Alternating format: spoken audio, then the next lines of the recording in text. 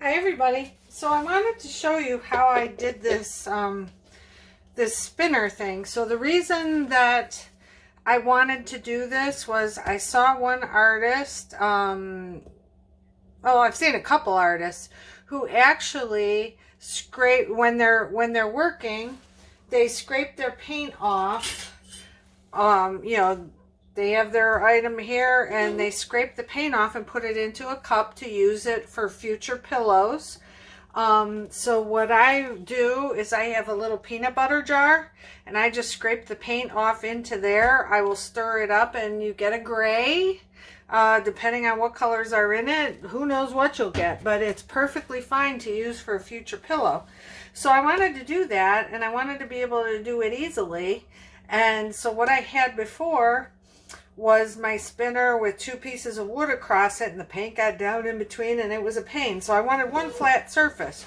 So I found this piece of wood, this wood round, at Hobby Lobby for $21.99 and it was 40% off. And they have, this was the largest one I think, which I can measure it. It is 12 and it's 20 inches in diameter.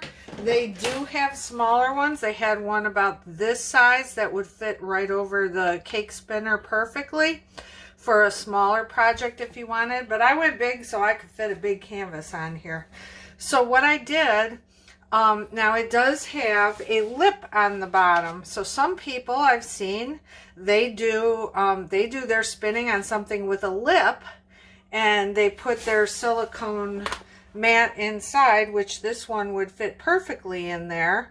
But I wanted to be able to scrape the paint off the side. So what I did is I took this and I put my cake spinner on, I laid it on the floor. I found the center by measuring exactly where the center was, so this was centered, and then I taped these pieces of wood in there touching the cake spinner so that the wood does not jiggle on here. So it doesn't move side to side at all. It won't slide off.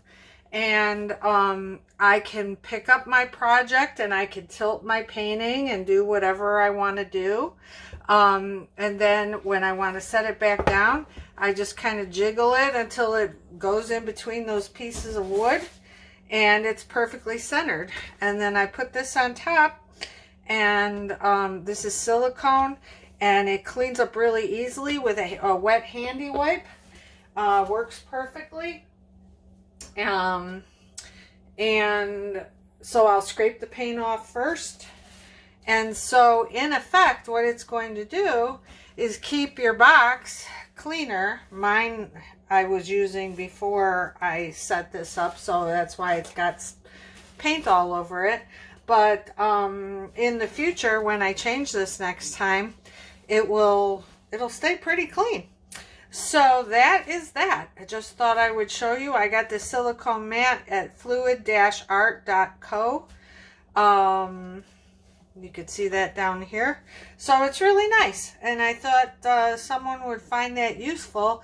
As far as turning it over and using it the other way with the lip up, I mean, you could do the same thing. You could put these pieces of wood on the underside so it wouldn't slide side to side if you want to do that too.